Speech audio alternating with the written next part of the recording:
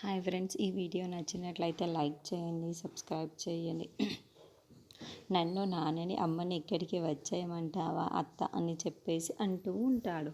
ఆ మాటలు వినగానే అక్కడున్న వాళ్ళ అత్తయ్య అయితే వచ్చేయండిరా, మరి నాకు మరీ సంతోషంగా ఉంటుంది అని వాళ్ళిద్దరూ చాలా సరదాగా మాట్లాడుకుంటూ ఉంటారు. ఇంతలో అక్కడికి జ్యోత్స్న వచ్చి, బావా అలా అంటాడే కానీ బావ నిజంగా ఇక్కడికి రాడమ్మా అని చెప్పేసి అంటూ ఉంటుంది. ఆ మాటలు వినగానే అక్కడున్న వాళ్ళ అమ్మ అయితే, ఏంటి నువ్వేం మాట్లాడుతున్నావో అర్థం కావటం లేదు నాకు అని చెప్పేసి అంటూ, నీకు అర్థం కాదులే అమ్మ అని చెప్పేసి, నీకు అర్థం కాదేమో కానీ బావకి బాగా అర్థమైంది అని చెప్పేసి అంటూ ఉంటుంది. ఇంతలో అక్కడున్న జ్యోత్స్న వాళ్ళ అమ్మ అయితే, ఇది ఎప్పుడు ఏం మాట్లాడుతుందో ఎప్పటికీ అర్థం కాదు అని చెప్పేసి అంటూ ఉంటుంది. ఇంతలో అక్కడున్న జ్యోత్స్న మాత్రం, బావకి బాగా అర్థమైందమ్మా, నువ్వు కాముగా ఉండు అమ్మ అని చెప్పేసి అంటూ ఉంటుంది. ఇంతలో అక్కడున్న కార్తీక్ అయితే, జ్యోత్స్న దీప కోసమే ఊహించుకొని అంటున్నట్టు ఉంది అని చెప్పేసి అనుకుంటూ ఉంటాడు.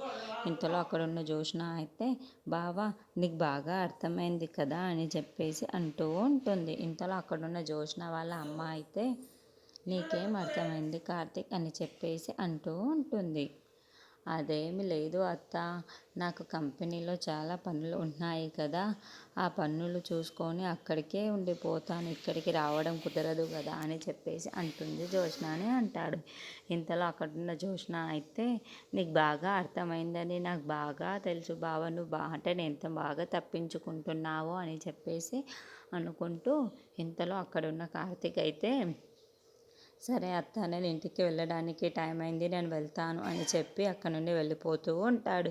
ఇంతలో అక్కడున్న జ్యోత్స్న వాళ్ళ అమ్మ అయితే, సరే జ్యోత్స్న అని చెప్పేసి ఇంట్లో లోపల వెళ్ళిపోతూ ఉంటుంది. ఇంతలో అక్కడున్న జ్యోత్స్న అయితే, ఎందుకు శౌర్యని ఇక్కడే ఉండమంటున్నావు, ఏదో మతలబు ఉంది, నాకు అర్థం కావటం లేదు, ఈ టైంలో గ్రాని నా పక్కన ఉంటే బాగుండు, కానీ ఏదో ముఖ్యమైన పని ఉందని ఇక్కడి నుండి వెళ్ళిపోయింది అని చెప్పేసి అంటూ ఉంటుంది.